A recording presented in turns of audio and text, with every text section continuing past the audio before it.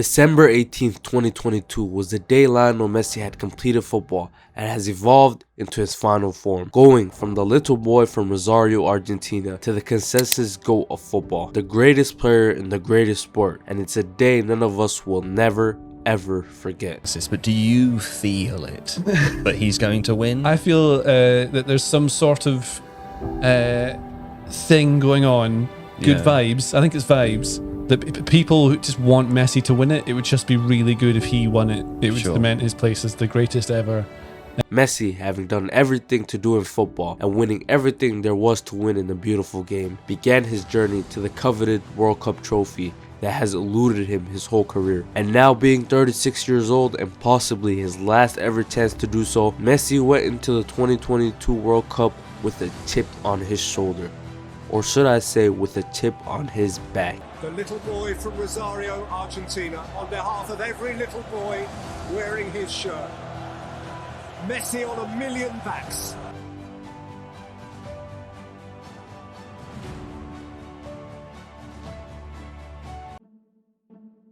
Drawn to a group with Saudi Arabia, Poland, and Mexico, the GOAT set foot on his journey to destiny. The first game kicked off, and who else but Messi gets their first goal of the campaign and get Argentina going. Now that Argentina were up, surely they could easily see off Saudi Arabia from here. Wrong. The following events had every single Messi and Argentinian fan in distress and in doubt. The second half begins, and you'll never guess what happens. Salah Al-Sahri gets a goal, and before the dust has even settled, Al-Dosari would give Saudi Arabia another goal, sending not only the stadium but the whole football world into pandemonium. For every single Argentinian, all the failures from the past started creeping in like an absolute nightmare. And the question everyone had in their mind was, where's Messi? Where's Messi? Messi down! Messi down! Messi down! Messi down! Well, he would answer that question in the next game against Mexico. The second game now is a must-win for them, and Argentina aren't having the greatest of games. Going into the tunnel in the second half with the team still firmly locked together at 0-0, the second half something had to change, and Scaloni would sub in two relatively unknown players.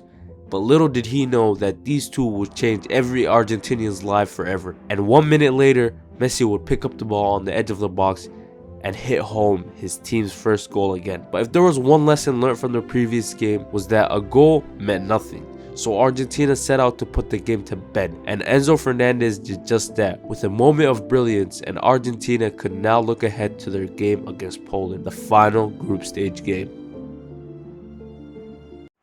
Poland were top of the group going into this last game, but one thing they didn't have was a certain someone named Lionel Messi. But this time when Messi stepped up, he came short, and anxiety started to build again. But another unexpected hero came out of the shadows in Alexis McAllister and brought Argentina back in the game. And then the two heroes from before would combine for Argentina's second goal to seal the deal, and Argentina have now won the group.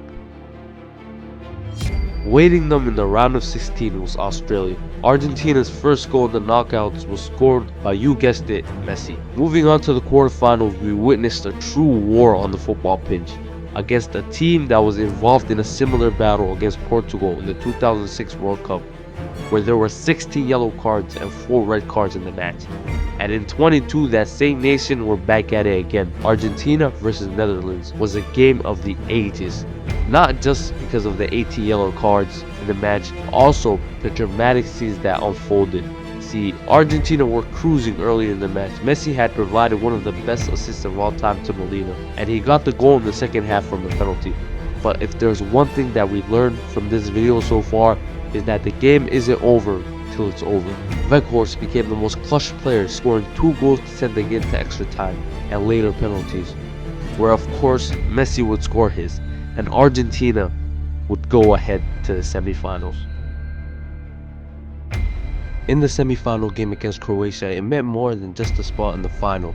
It was a game of revenge from the team that had knocked them out in the 2018 World Cup. And Argentina went out there and did exactly what they were supposed to do, beating them 3-0 and securing their spot in the World Cup final.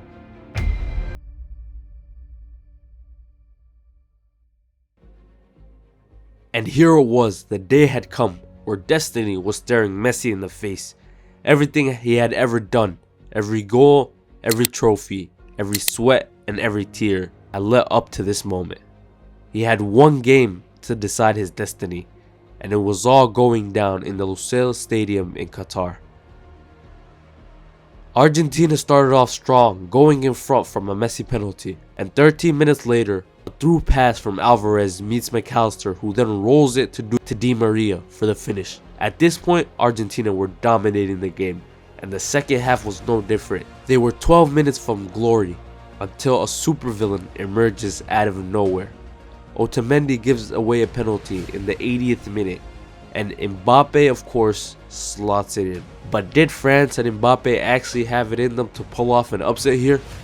Well, that question will be answered by none other than Mbappe himself, scoring a venomous volley that would stab the hearts of all Messi fans watching around the world. But it wasn't over for Messi. He had extra time to prove himself, and when the moment came, like Messi always does, he stepped up and scored. But in this story, the villain is relentless, and he once again retaliates and scores a penalty to bring France back to the lead, while also securing a World Cup final hat-trick, looking to cement his own legacy in the history of football. But once penalties rolled around, Argentina had the advantage. One man, and his name was Emi Martinez. He saved them a couple minutes earlier from Kolo Muani's surely game-winning shot. He was the hero again, saving Coman's penalty, and it was up to Montiel's penalty to finish the game and win Argentina the World Cup. He steps up, the whole world holding its breath, and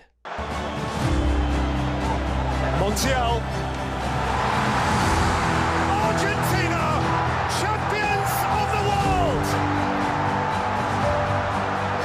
Again, at last. And a nation. Messi had done it. He won the World Cup, the one thing missing from his illustrious trophy cabinet. And on that day in December 2022, not only did he make every little boy wearing his shirt proud, but he also completed football and cemented his spot as the greatest player football has ever seen. Or in simple terms, the GOAT.